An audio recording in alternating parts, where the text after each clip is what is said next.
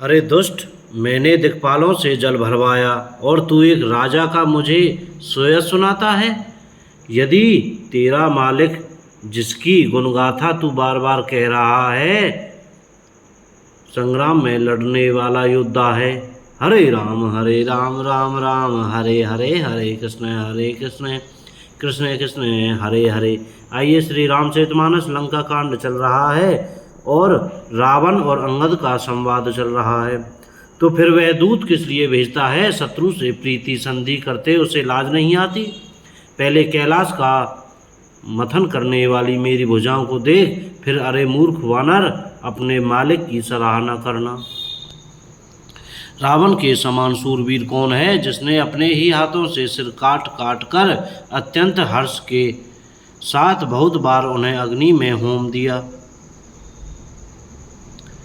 स्वयं गौरीपति शिवजी इस बात के साक्षी हैं। मस्तकों के जलते समय जब मैंने अपने ललाटों पर लिखे हुए विधाता के अक्षर देखे, तब मनुष्य के हाथ में अपनी मृत्यु होना बाँचकर विधाता की वाणी लेखकों असत्य जानकर मैं हंसा।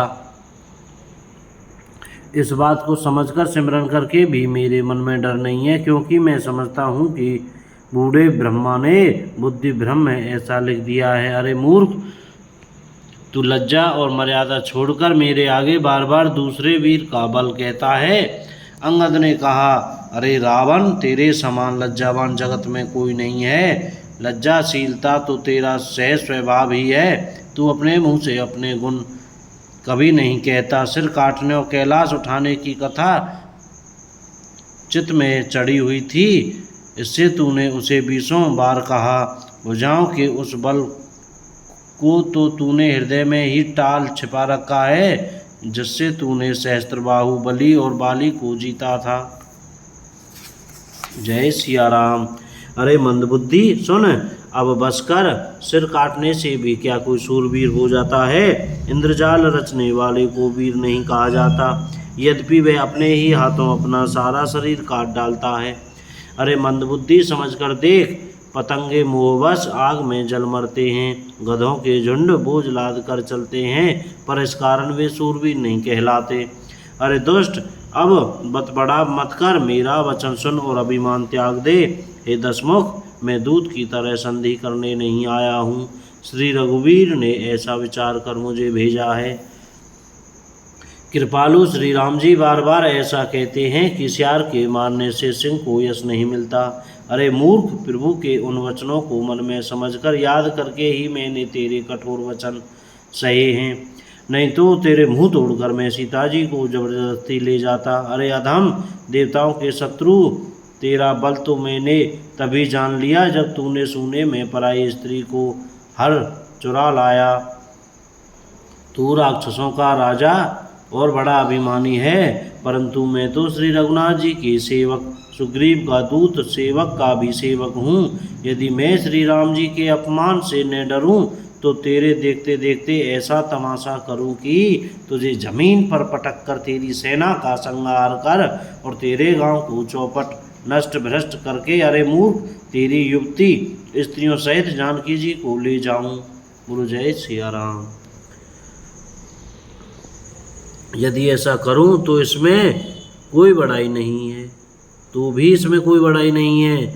मरे हुए को मारने में कुछ भी पुरस्त बहादुरी नहीं है। वाम मार्गी, कामी, कंजूस, अत्यंत मूढ़, अति दरिद्र, बदनाम, बहुत बूढ़ा, नित्य का रोगी, निरंतर क्रोध युक्त रहने वाला, भगवान विष्णु से विमुख, वेद और संतों का विरोधी, अपना ही शरीर पोषण करने वाला, पराई निंदा करने वाला और पाप की खान, महान पापी, ये 14 प्राणी जीते ही मुर्दे के समान हैं। अरे दुष्ट, ऐसा विचार कर मैं तुझे नहीं मारता। अब तू मुझ में क्रोध न पैदा कर, मुझे गुस्सा न दिला।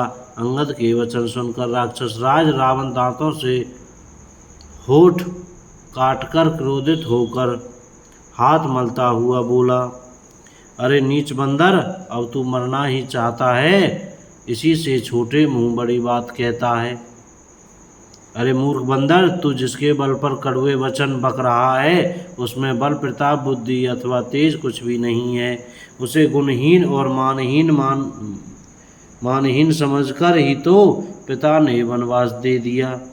उसे एक तो वह उसका दुख, उस पर युवती स्त्री का विरह, और फिर रात दिन मेरा डर बना रहता है। जिनके बल का तुझे गर्व है, ऐसे अनेकों मनुष्यों को तो राक्षस रात दिन खाया करते हैं। अरे मूढ़, जिद छोड़कर समझ विचार कर।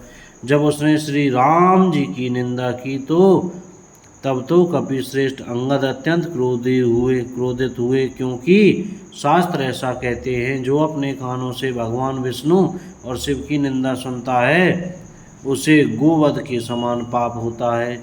बोलो जय सिया राम। आज की कथा यहीं पर विराम करते हैं। जय श्री सीताराम।